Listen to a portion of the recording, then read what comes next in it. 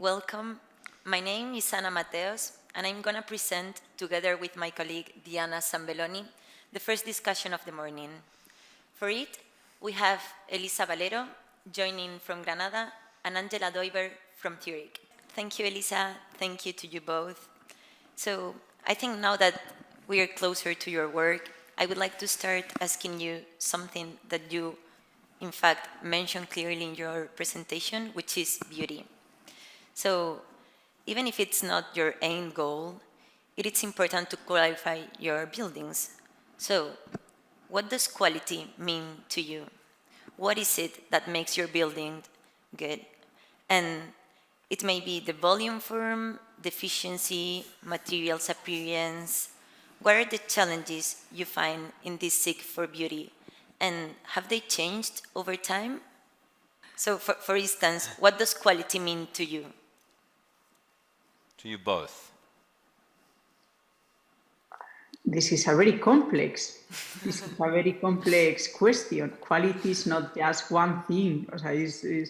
It has to do with a lot of things that go together. Quality has to do with light, with the right relation, with the scale, with shadow, with the program, with how the space can be friendly for people, with accuracy, for sure. To me, also, with not doing more than necessary. All this is quality. And for you, Angela? Yeah, I also think, like Elisa, it's a very complex question. But if I have to summarize it, like trying to summarize it in really one sentence or two, it's I think the overall is to be very consistent and sticking to your inspiration and not to get lost in too many ideas. And then going back to the question, to the second one, what are the challenges you find while seeking for this quality you are talking about? For example, Elisa, you were talking about light. What challenges do you find? Yes, I agree with Angela. I think it's very important. This not. I think that this idea of coherency, to be coherent, to be very clear with one idea, also has to do with not doing more than necessary. And I think that this coherence has to do with quality, with this. In fact, I think that maybe with being authentic, with that it doesn't mean to be evident. I think that this quality has to do with the not too much, not too many things, not to have these qualities, this capacity also to give this emotion also to the life, to let us feel well in this space. I think that this is something, and also with beauty. That is, I like so much to listen to Angela talking about beauty. Beauty is so important because it helps us to live better. And I think that we must, as architects, we must not only solve material problems, but to help people. I think that quality has to do with this space where you feel better, where you feel comfortable, when you feel more human.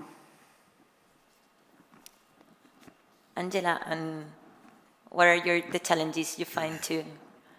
For me, I try to point out like the facts in the presentation, where like material, spatial and supporting structure, flexibility is like part of this all.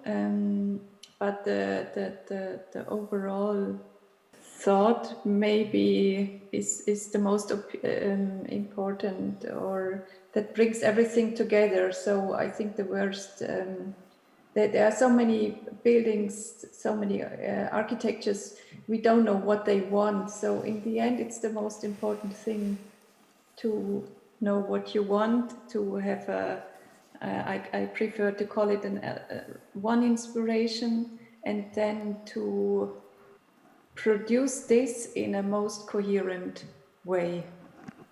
And in the end, beauty is the mystery of life. We cannot explain it. Okay, we can continue talking about this quality. Can you tell me how do you manifest it physically? Like, what do you look for in a material? Is it its performance and quality? Or is it more related to tradition and heritage? Or maybe to the world of ideas, something more symbolic?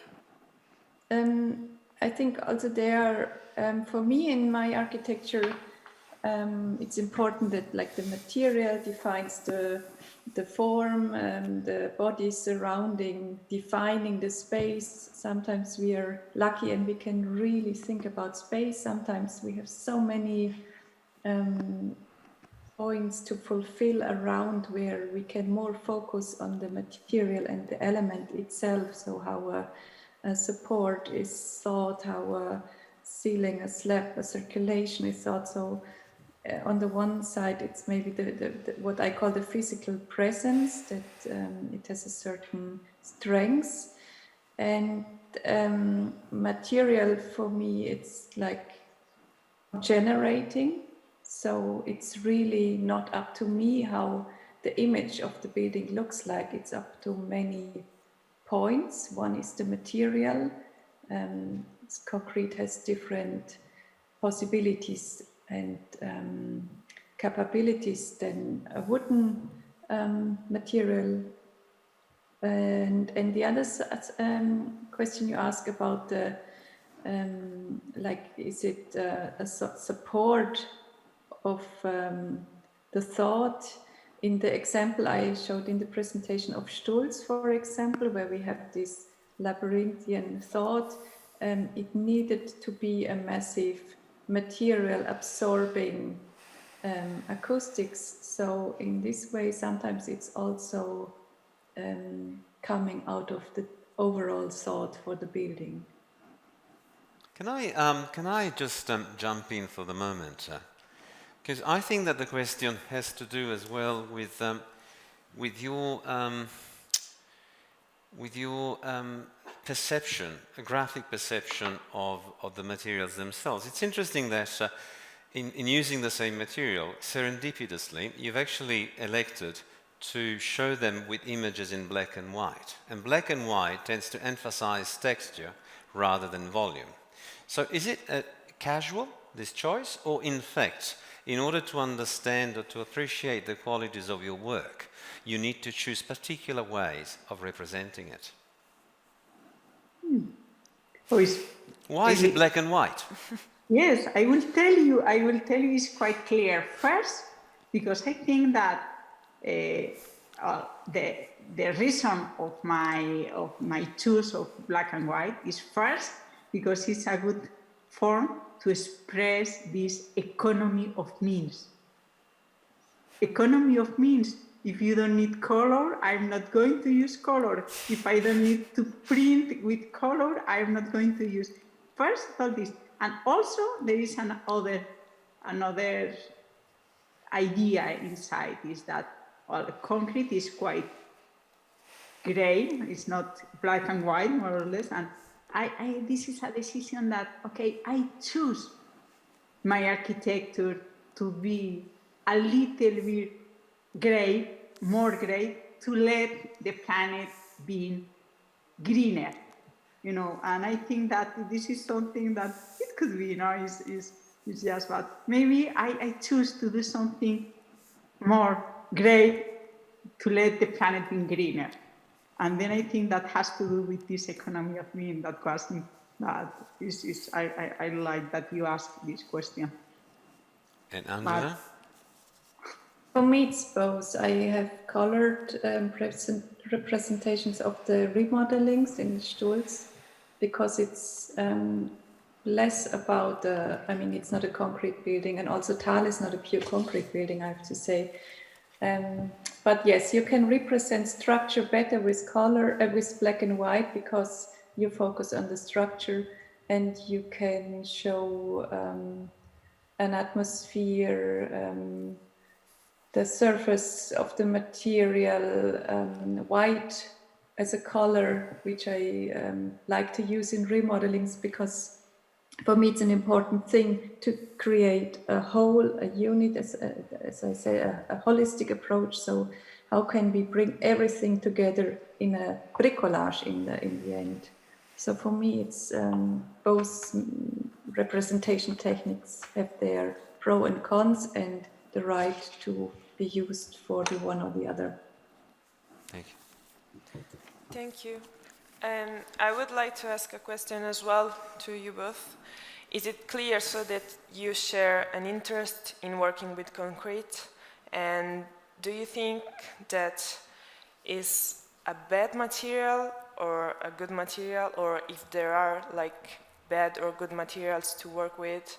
Because we all know that concrete is durable, versatile, and sometimes quite cheap, but it can also be controversial, for example, for the amount of energy you use to produce it. So how do you consider all these also social, environmental, and economical issues? Yeah, I think short-term fashion trends should be built with non-permanent materials. On the other hand, long-term aesthetic and functional permanent buildings can be made with permanent materials like concrete, with the optimal use. And I think it's important then that there is a long-time vision of a building. That's why I showed, for example, Palazzo della Ragione, but also the Bayard Kondik building.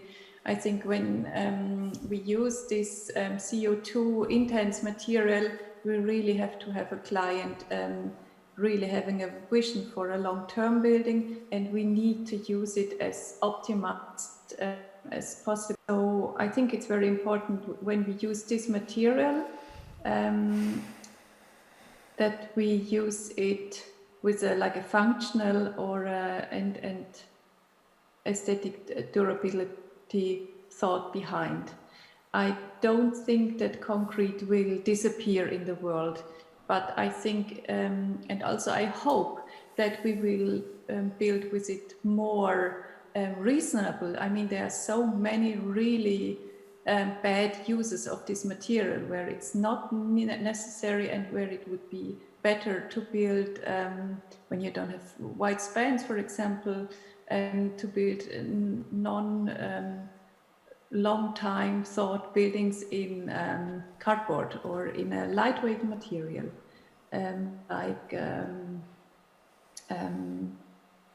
something which has not this impact.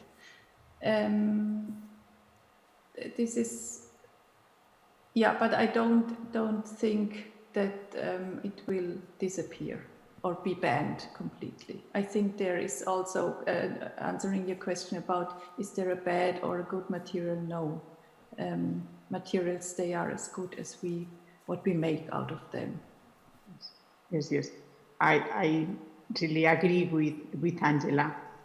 It's not, well, as first Paolo told, life is not white or black, and materials are not good or bad.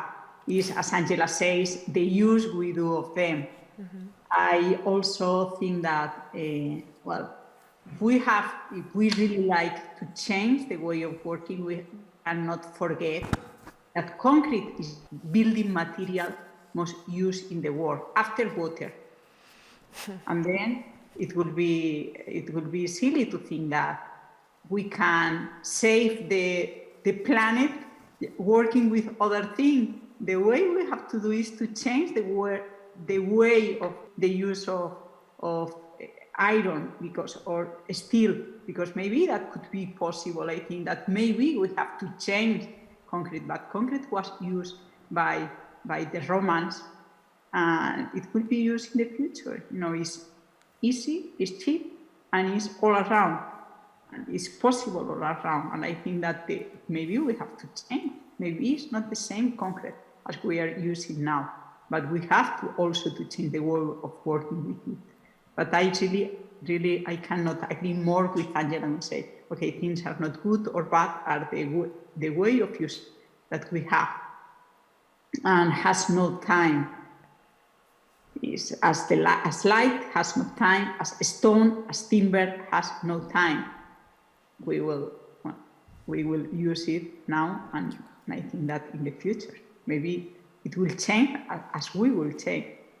The house will change, but we always need architecture. Perfect. And now that we're talking about concrete, it's clear that for you the construction technique is really important. In fact, you've shown pictures of the construction site, working with builders, construction details. So how do you actually deal with this relationship between innovation and tradition? Innovation and tradition. Okay, this is very much present in the School of Architecture where I came from Granada, because we are in a place very much influenced by the tradition of the Alhambra, of the city center. But I think that the real tradition is to be innovative, That's how things have been changing. And the real tradition is to be contemporaneous, that everyone works with the last technology, with the best technology they have, they can use. And then I think that is, for us, it's very important to have the open eyes to learn and never be tired of learning. I think that I sometimes with the students of the School of Architecture, I say, okay, you are learning, but also I am learning. I cannot say I know. I am just growing up. I am opening new things, and I think that we have a long way to learn. We cannot forget our mistakes. We cannot forget the tradition that is sometimes the wisdom of the hundreds of people before us. I think that this is our heritage. This is very important, and we must be very proud of this. But just to look to the future with hope. And you, Angela? Yeah, I am thinking about tradition and material. I think we are not held back by tradition and its forms. There are several wonderful examples of reinterpreting material. When I also what I showed in the beginning of the presentation, where I'm so fascinated by how to use a material. We have seen so many times in a new way the metal threads creating an ephemeral structure of mass and filigree appearance. So, and this we can translate into the use of all our traditional material. We would love to continue the conversation, but I'm afraid we are running out of time. So I can just thank you very much for your presence here today, and we'll continue with the conversations. Thank you. Until we see each other again in person. Yes, Great hope. thank you. Okay. Thank you very much. Thank you very much. Bye-bye. That is a pleasure.